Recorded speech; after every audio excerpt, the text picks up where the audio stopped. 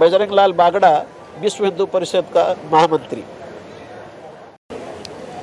मैं यहाँ केंद्र से कोंकण प्रांत के मेरे नियमित प्रवास पर कल बम्बई आया तो मुझे इस घटना के बारे में पता चला कि अनुसूचित जाति का एक समुदाय मातंग समुदाय है, जिसकी एक युवती की जघन्य हत्या उसी कॉलोनी में रहने वाले एक युवक ने कर दी।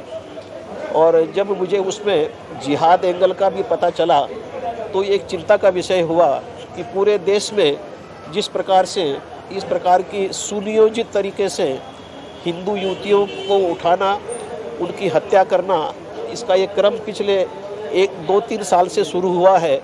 वो बरसों से हिंदू और मुस्लिम समुदाय का जो सौजन्यपूर्वक एक साथ रहने का जो ताना बाना बना हुआ था, उसको वो भंग करता है।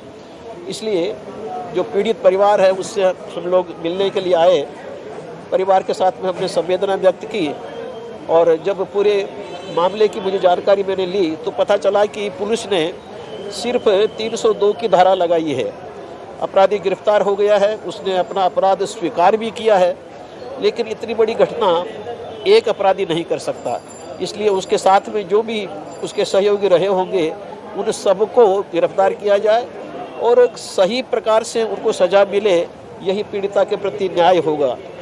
अनुसूचित जाति की होने के बावजूद अभी तक पुलिस ने अनुसूचित जाति की जो एक दलित उत्पीड़न की जो कानून है उसकी धाराएं अभी तक इस केस में नहीं जोड़ी हैं। इसलिए हमारी महाराष्ट्र शासन से अपेक्षा है कि पीड़िता को सही न्याय दिलाने के लिए समाज में इस प्रकार की जघन्य अपराधों की पुनरावृत्ति नहीं हो।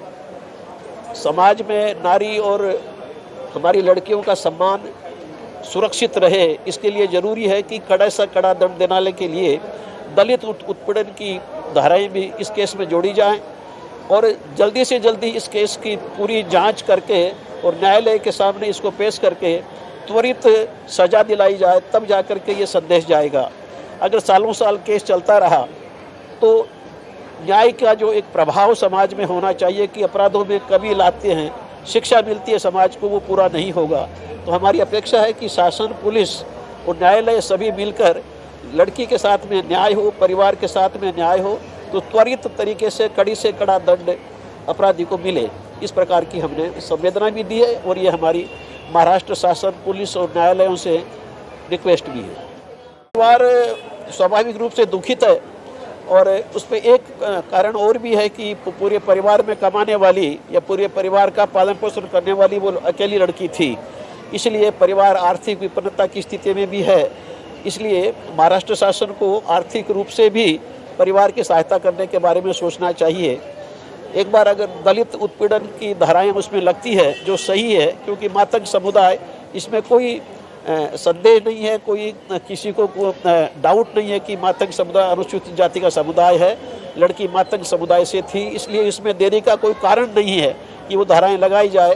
तो उसके बाद में जो परिवार की जो आर्थिक विपन्नता की स्थिति बनी है उसका भी कुछ हद तक समाधान होने की आशा है।